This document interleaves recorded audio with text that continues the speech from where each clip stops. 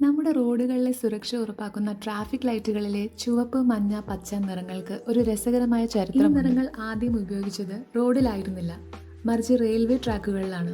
Railway signalling സംവിധാനത്തിൽ ചുവപ്പ് നിറം അപകടത്തെയും നിർത്തണമെന്നതിനെയും സൂചിപ്പിച്ചു.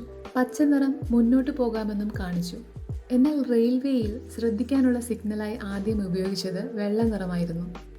പക്ഷേ ഇത് വഴിവിളക്കുകളുമായി മാറിപ്പോകാൻ സാധ്യതയുണ്ടായിരുന്നു. അപകടങ്ങൾ വർദ്ധിച്ചപ്പോൾ റെയിൽവേ ഈ നിറം ഒഴിവാക്കി പകരം ശ്രദ്ധിക്കാനുള്ള മുന്നറിയിപ്പ് നൽകാൻ മഞ്ഞ നിറം ഉപയോഗിക്കാൻ തുടങ്ങി.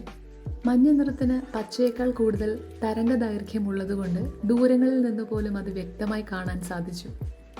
റോഡ് ഗതാഗതം വർദ്ധിച്ചപ്പോൾ ഈ റെയിൽവേ സിഗ്നലിംഗ് സിസ്റ്റം റോഡുകളിലേക്കും സ്വീകരിക്കപ്പെട്ടു.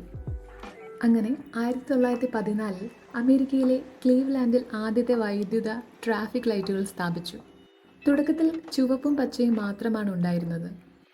പിന്നീട് സിഗ്നൽ മാറുന്നതിന് മുന്നോടിയായി ഡ്രൈവർമാർക്ക് മുന്നറിയിപ്പ് നൽകാനായി മഞ്ഞ ലൈറ്റ് കൂടി കൂട്ടിച്ചേർത്തു.